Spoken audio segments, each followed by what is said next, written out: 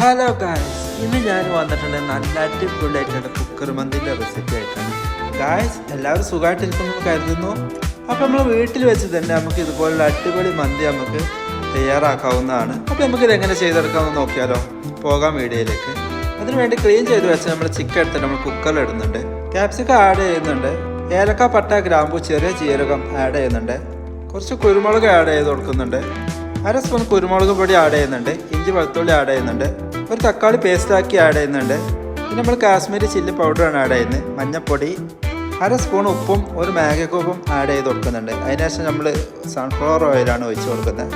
ഇതിൽ നമുക്ക് നന്നായിട്ട് മിക്സ് ചെയ്ത് കൊടുക്കാം. നമ്മളിതിൽ കളറൊന്നും ആഡ് ചെയ്തിട്ടില്ല.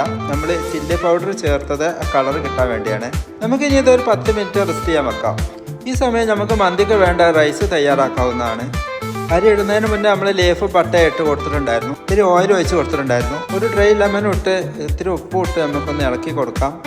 ഈ റൈസ് ഒരു പകുതി വേവാകുമ്പോൾ നമുക്കൊന്ന് ഊറ്റി മാറ്റി വെക്കാവുന്നതാണ്. ഇപ്പോൾ നമ്മൾ പകുതി വേവിൽ തന്നെ നമുക്ക് റൈസ് അടിപൊളിയായിട്ട് കിട്ടിയിട്ടുണ്ട്. നമ്മൾ ചിക്കനിലോട്ട് ആഡ് ചെയ്ത് കൊടുക്കുന്നുണ്ട്. അപ്പോൾ നമ്മൾ വീഡിയോ കാണുന്ന ഈ സമയം എല്ലാവരും വീഡിയോക്ക് സബ്സ്ക്രൈബ് ചെയ്യാൻ മറന്നു പോകരുത്. ഇനി നമുക്കൊരു 3-4 പച്ചമുളക് എടുത്തത് ഇതുപോലെ ഒന്ന് കുത്തി കൊടുക്കാവുന്നതാണ്. അത് കഴിഞ്ഞ് നമ്മൾ കുക്കർ അടച്ച് വെച്ച് നമുക്കൊരു മീഡിയം ഫ്ലെയിമിൽ തീ വെച്ച് കൊടുക്കാവുന്നതാണ്. ഇനി ഒരു വിസിൽ വരുന്നത് വരെ നമുക്കൊന്ന് വെയിറ്റ് ചെയ്യാവുന്നതാണ്.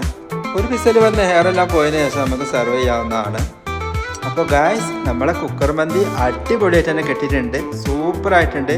നല്ല സ്മെല്ലെല്ലാം അങ്ങനെ വന്നുകൊണ്ടിരിക്കുകയാണ്. അതുകൊണ്ട് ഇനി നമുക്ക് ഏതായാലും സഹിച്ചുകൊണ്ടിരിക്കാനൊന്നും പറ്റത്തില്ല. അപ്പോൾ ഞങ്ങൾ കഴിക്കട്ടെ. നിങ്ങളെല്ലാവരും വീട്ടിൽ ട്രൈ ചെയ്ത് നോക്കുക, ഫീഡ്ബാക്ക് അറിയിക്കുക. അപ്പോൾ വീഡിയോ ഇഷ്ടപ്പെട്ടു കഴിഞ്ഞാൽ എല്ലാവരും ലൈക്ക്, കമൻറ്റ്, സബ്സ്ക്രൈബ് ചെയ്യാൻ മറക്കരുത്. അപ്പോൾ നമ്മൾ അടുത്തൊരു വീഡിയോയുമായി വീണ്ടും വരും ഇൻഷാ അല്ലാഹ്. Okay, by.